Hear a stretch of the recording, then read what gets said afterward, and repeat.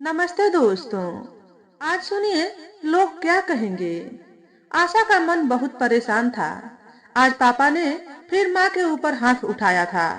बिमला उसकी माँ 70 साल की हो चली थी।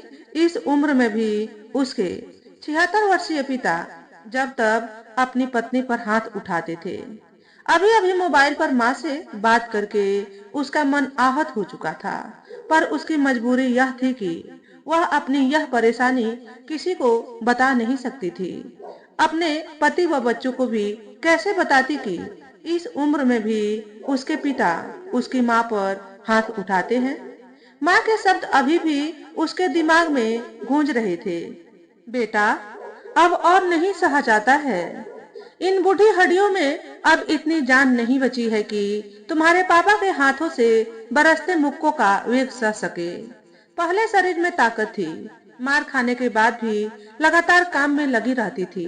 कभी तुम लोगों पर अपनी तकलीफ जाहिर नहीं होने दी, पर अब मार खाने के बाद हाथ, पैर, पीठ, गर्दन, पूरा शरीर जैसे जवाब दे देता है। दर्द के कारण रात रात भर नींद नहीं आती है। कराहते हो तो भी चिल्लाते हैं। शरीर जैसे जिंदा लाश में तब्दील हो गया है। जी करता है या तो कहीं चली जाऊं या फिर मौत ही आ जाए, ताकि इस दर्द से हमेशा के लिए छुटकारा मिल जाए। पर दोनों ही बातें नहीं हो पाती। चलने तक को मोहताज हो गई हूँ। आशा माँ के दर्द, पीड़ा और बेबसी से अच्छी तरह वाकिफ थी, लेकिन वह कर भी क्या सकती थी। माँ को अपने घर ले आना भी तो समस्या का समाधान नहीं था। और आखिर कब तक माँ को वह अपने घर रख सकती थी। अपने घर गृहस्थी के प्रति भी तो उसकी कोई जिम्मेदारी थी। ऊपर से भाइयों के ताने सुनने को मिलते, सो अलग। उसके दोनों भाई अपनी अपनी गृहस्थी में व्यस्त थे। अलग रह रहे माँ बाप की भी कभी कभी टोह ले लिया करते थे। वैसे तो बचपन से उसने अपनी माँ को पापा से मार खाते देखा था। घर के हर छोटे बड़े निर्णय पर माँ की चुप्पी व पिता के कथन की मुहर लगते देखा था। वह दोनों के स्वभाव से परिचित थी। वह जानती थी कि सदा से ही घर गृहस्थी के प्रति बेपरवाह व लापरवाह पापा के साथ माँ ने कितनी तकलीफें सही हैं, और बड़ी मेहनत से तिनका तिनका जोड़कर अपनी गृहस्थी बसाई व बच्चों को पढ़ा लिखा कर काबिल बनाया। वरना पापा को तो यह तक नहीं मालूम था कि कौन सा बच्चा किस क्लास में पढ़ रहा है। वे तो अपनी मौज मस्ती में ही सदा रमे रहे। उन दोनों के व्यक्तित्व व्यवहार में जमीन आसमान का फर्क था। एक तरफ जहां माँ आत्मविश्वासी, ईमानदार, मेहनती, कुशल और सादगी पसंद महिला थी, वहीं दूसरी ओर उसके पिता मस्त मौला, स्वार्थी, लालची और रसिया किस्म के इंसान थे, जो स्थिति के अनुसार अपना रंग बदलने में भी माहिर थे। आज भी दोनों के व्यक्तित्व में इंच मात्र भी अंतर नहीं आया था। हाँ, शारीरिक रूप से अस्वस्थ व कमजोर होने के कारण माँ थोड़ी चिड़चिड़ी अवश्य हो गई थी। इसलिए अब जब भी उनके बीच वाद विवाद की स्थिति बनती थी, तो वे प्रति उत्तर में पापा को बुरा भला जरूर कहती थी। यह बात पापा को कतई बर्दाश्त नहीं होती थी। आखिर सालों से वे उन होठों पर चुप्पी की मुहर देखते आए थे। सो इस बात को हजम करने में उन्हें बहुत मुश्किल होती थी कि उनकी पत्नी उनसे जबान लड़ाती है।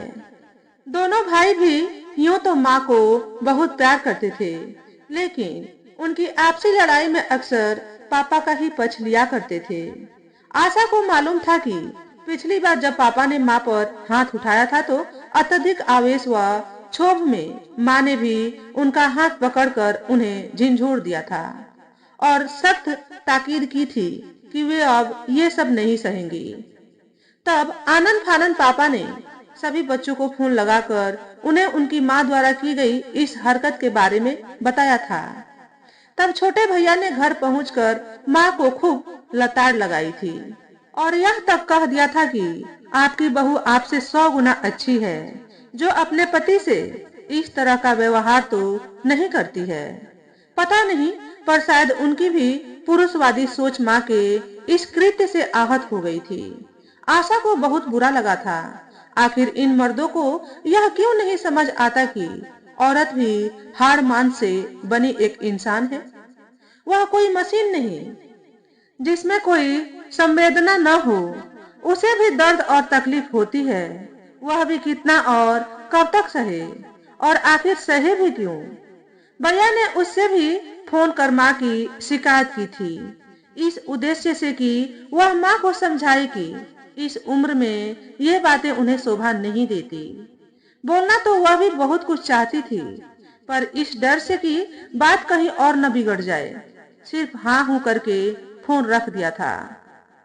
काश उस वक्त उसने भी सच्चाई बोलकर भाई का मुंह बंद कर दिया होता कि भैया, माँ से तो आपकी पत्नी की तुलना हो भी नहीं सकती है, क्योंकि न ही वे भाभी जैसे झूठ बोलने में यकीन रखती है और न अपना आत्मसम्मान कभी गिरवी रख सकती है।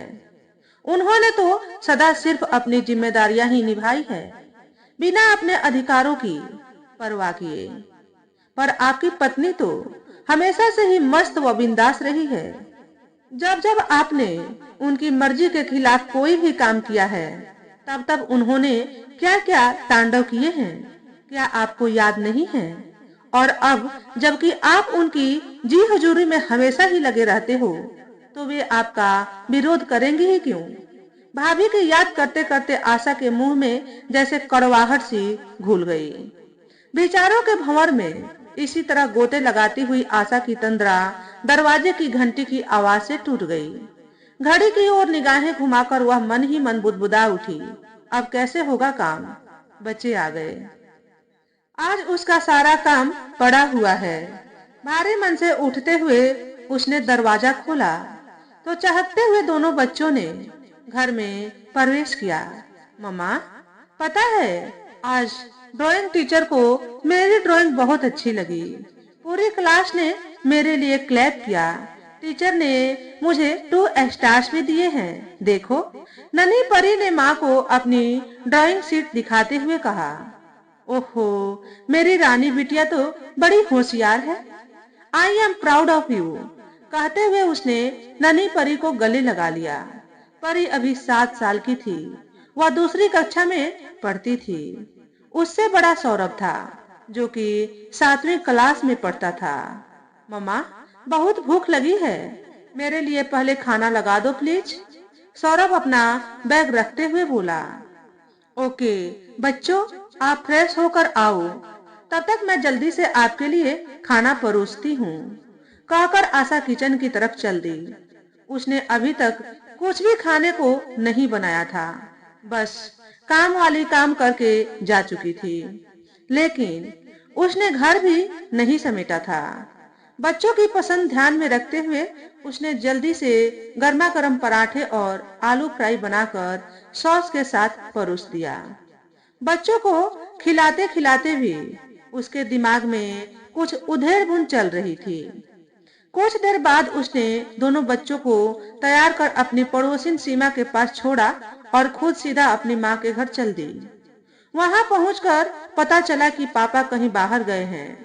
माँ की हालत देख उसकी रुलाई फूट पड़ी, पर अपने आंसुओं को जब्त कर वह बड़े ही शांत स्वर में बोली, माँ, चलो तैयार हो जाओ, हमें पुलिस स्टेशन चलना है। लेकिन बेटा, एक बार और सोच ले, अभी बात ढकी हुई है। कल को आस पड़ोस, समाज, बिरादरी, नाते रिश्तेदारों तक फैल जाएगी। लोग क्या कहेंगे? बहुत बदनामी होगी हमारी। सब क्या सोचेंगे? माँ ने कुछ अनुनय पूर्वक कहा। जिसको जो सोचना है सोच ले, मगर अब मैं आपको और जुल्म सहने नहीं दूंगी। माँ, तुम समझती क्यों नहीं हो? जुल्म सहना भी एक बहुत बड़ा अपराध है, और आज तक आप सब सहती आई हो। आपकी इसी सहनशीलता ने पापा को और प्रोत्साहित किया, मगर अब पापा को यह बात समझनी ही होगी कि आप पर हाथ उठाना उनके अधिकार क्षेत्र में नहीं आता है। माँ को तैयार कर ऑटो में उनका हाथ थामकर उनके साथ बैठती आशा ने जैसे मन ही मन ठान लिया था, अब बस पापा। तो दोस्तों, आज के वीडियो में बस इतना ही। अगर हमारे द्वारा बताई गई कहानी थोड़ी सी भी अच्छी लगी हो तो वीडियो को लाइक और शेयर करें। चैनल पर पहली बार आए हो तो चैनल को सब्सक्राइब करके बेल नोटिफिकेशन को ऑल पर सेट कर लें, ताकि आपको ऐसे ही अच्छे अच्छे वीडियो देखने को मिले। हमेशा खुश रहें, हमेशा स्वस्थ रहें। वीडियो देखने के लिए आपका बहुत बहुत धन्यवाद।